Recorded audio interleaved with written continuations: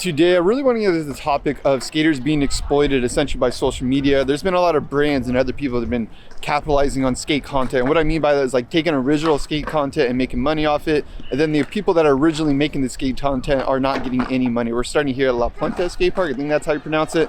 Never been here before. Skating with the homies too. It's Sunday fun day, baby. Woo!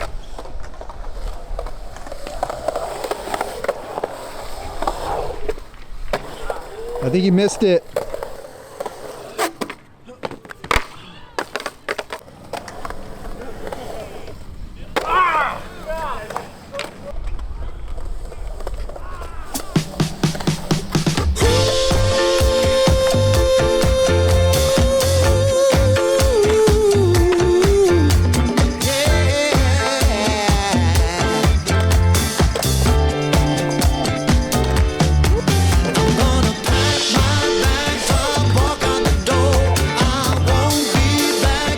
They're calling this area the skate park the pump track, but you literally can't pump any of this. It's like banked. I don't know if you can tell, but yeah, there's actually no transition on this pump track. There's like two mellow pumps in between. It's actually kind of cool. My friend Lucas was bringing it up. It's like maybe it won't attract all the tiny kids there and you can actually have fun on it. No offense to like tiny kids. I think that's what these are intended to be built for, is like kids to pump on. But yeah, look how like contradictory this is. I think they actually call this the pump track too. It's literally a bank right there. So silly. It is starting to drizzle a little bit, so I think we got to make our way to the ditch. Breaking in my new last resorts too. Super hype. Drop 10. It's out now. How over were you think? Over it? You were Yeah. over it. You were over. Sorry about that. Sorry, dude.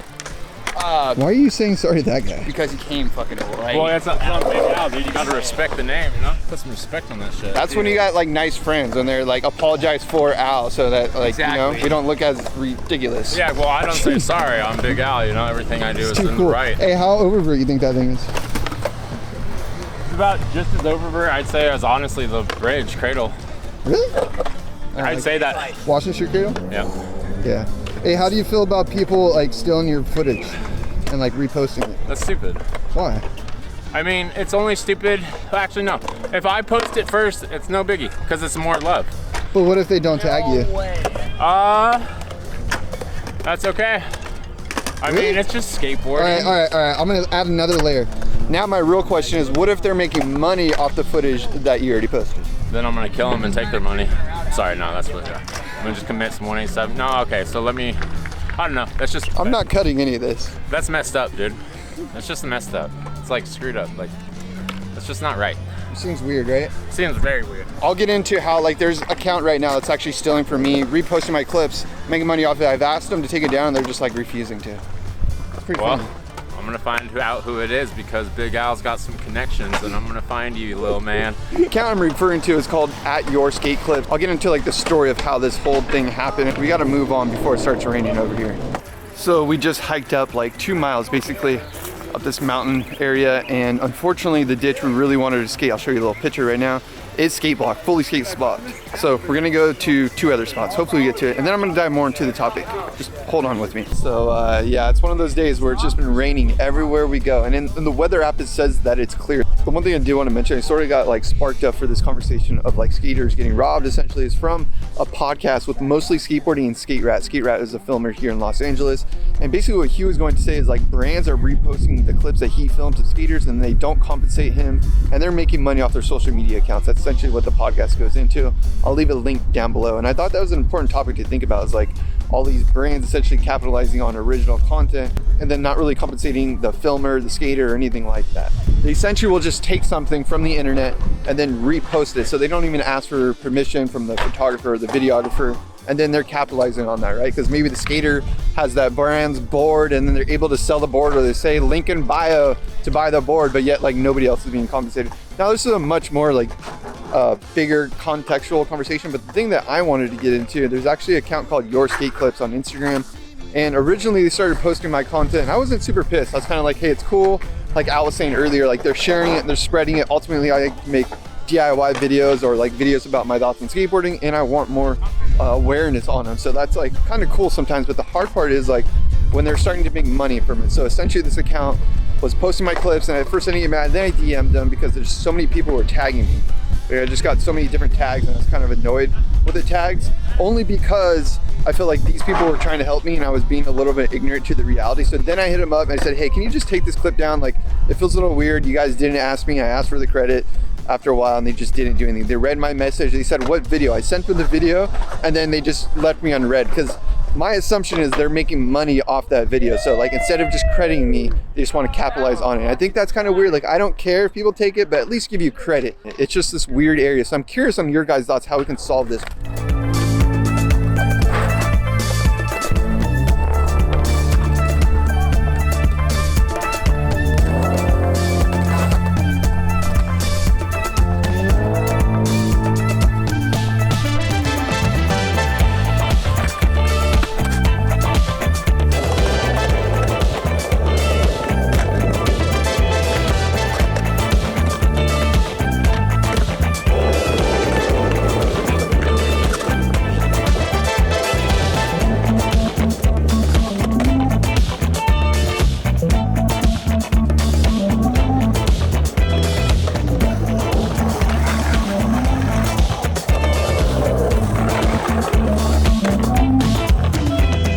Wasn't able to really get to the point that I wanted to get to in this video because it's been raining so much. It's actually the third time I've tried to make this video because I think there is a solution to this in the future. Just to round it out, I'm going to touch a couple things that I already mentioned in this video.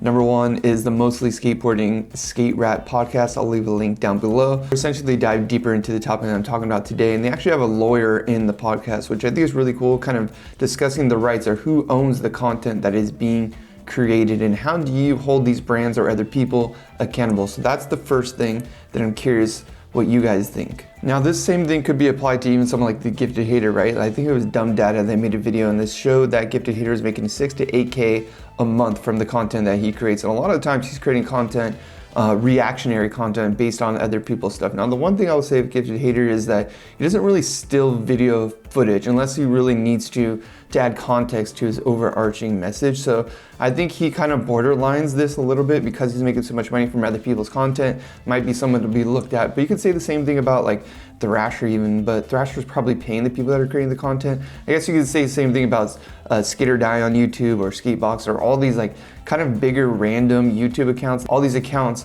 monetizing original content is pretty crazy, whether or not they're adding value. Lastly, I think sort of my solution, or not solution, but where I'm at with this is like there should be some sort of content aware ID thing. And I'm not sure how this would work out. Maybe skaters would have to like put their footage through some sort of processing and then they create some like detection. And then essentially if like someone else was to use the footage, they would get flagged and you would get some sort of message essentially. It's kind of think of this as like music rights, right? Like you can't just use any music in any edit. You have to ask for that permission or you have to pay the artist to go use that music. And I'm curious on how like skaters can sort of develop that same sort of process and procedure or system essentially. So yeah, let me know your thoughts down below. Unfortunately, not much skating in this video because it's been raining like crazy, but yeah, I'm looking at my ramp outside. It's right like behind the camera right here. It's wet. We'll have more tutorials on the mini ramp soon. Let me know what you want to see. Love y'all. Mash.